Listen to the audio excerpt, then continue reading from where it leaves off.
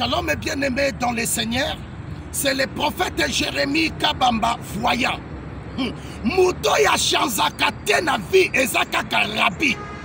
Na vie mutu nyonso bengami ko chanze. Ndenge nini comportement na oya mabe mokili mobimbe yebi eza na rasa batu mususu bayeba ye songi bayeba ye complexe bayeba ye lokuta bayeba ye moyibi depuis bayeba yo na identité ya mabe otika ka la même identité wana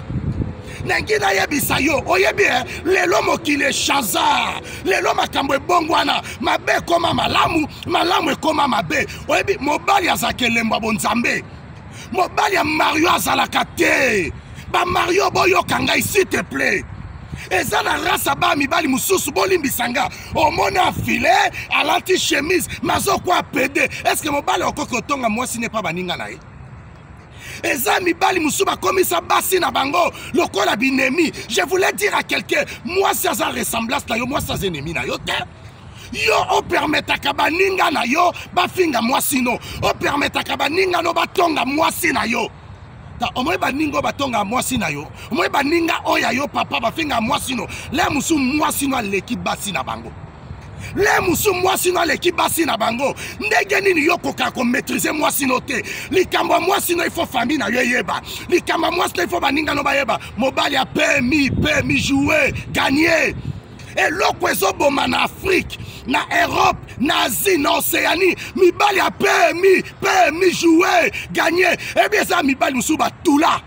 nga kala na ndoka tsa basi nde batula et mibali o batula baza omone manete ebele français ba parfait nzoke loko te atula mobali a permis jouer gagner ma sœur et loko etinda ko critiquer baninga et loko etinda ko juger baninga eza ko tula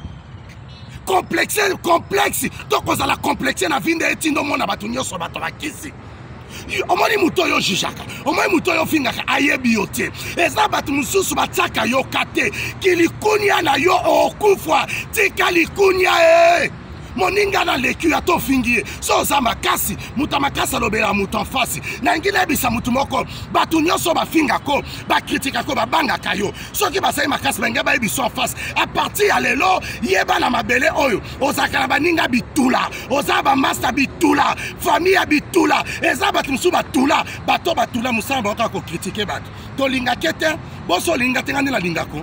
so pesi nga mbote na opesa yo so pesi mutu apesa kote kopesa ye te so omoni mutu moko azelaka obandele mbote lelo bandeli elobi obandeli kopesa te yo oza mongamba na ye apartir lo nayebisa papa moko nayebisa mama mo oza mongamba mutu te oyo alingaka olinga ye oyo andimi yo ndima ye oyo aboyi oboya ye